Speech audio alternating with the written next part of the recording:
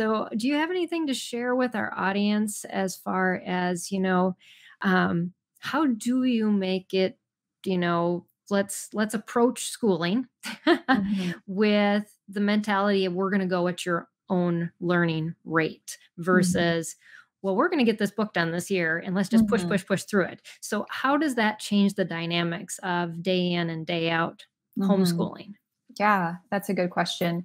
I know for me, just being a planner type A, I have the tendency to fall into that where if it were up to me, I'd plan my entire year out. And I've done that before to where it's like by Oh, this I have day. to. Yeah. And I set myself up for failure there too. Cause Right. I mean, I'm like, by this day, we're going to be on this lesson. And then I leave no Hmm. room for the fact that my kids might struggle along the way with a certain Yeah. lesson. Hmm. And so I actually have had, even this year, I've had to go back and erase a lot. And I'm like, no, I'm not. I'm going to take, for me, I have to take one day at a time. And I Yeah. know that that's hard for the planner out there to hear. And it Mm.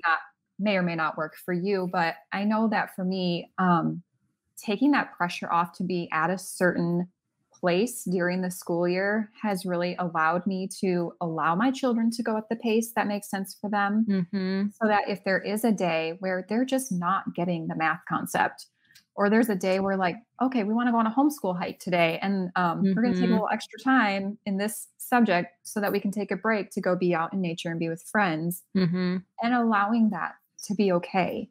Right. I mean, if you think of it though, a lot of public schools don't even finish their curriculum. And I think Mhm. I just put a lot of pressure on myself to have all 170 lessons done by Mhm. May 1st. And that's just, Right. it just doesn't happen a lot. And if it does, it's Right. because we were pulling our hair out and there were lots of Mm. tears and we were so stressed Mhm. out and it just isn't Right. worth it. So I just thought, Yeah. if we have to go till July, we'll go till July and we'll Mhm. start sooner if we need to start sooner.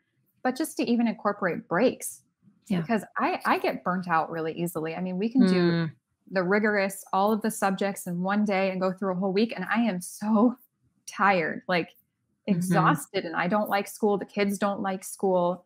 So we really have to incorporate those breaks and really have to slow down at a pace to where they're not getting to the point of extreme frustration. Yeah. Yeah. That's it, it is hard for us planner type A's. It took Mhm. me a long time to get to the point where I was only planning a week at a time. Yeah. A long time. And Mhm. finally just saying, for my own mental sanity and my children's, I just can't do this anymore. I mean, I can have Mhm. all the books bought and kind Sure. of have in my mind of where we're going, Right. and what we're going to use, but Mhm. not writing it down for every specific thing that, Mhm. until I kind of saw that. And if we really do push, something that came to mind while you were talking too was we create learning gaps if we Mm. push our kids through to just get it done Yeah. versus just saying, well, we need to focus on this because you didn't get the concept, Mhm. and so let's find some other resources that help us or approach it from a different way, have a hands-on Right. additional lesson, those types of things to really solidify that, Mhm. instead of, well, we checked the box, now that means you Right. know it. Yep. And we're moving along. Yeah. But it actually makes teaching further down the road even harder. Mm. Ooh, that's a good And point. yes, and boy, I have done it, been there, and paid the price of having to teach one child three years of math in one year to catch him up for the gaps that were created. So Wow. don't do that.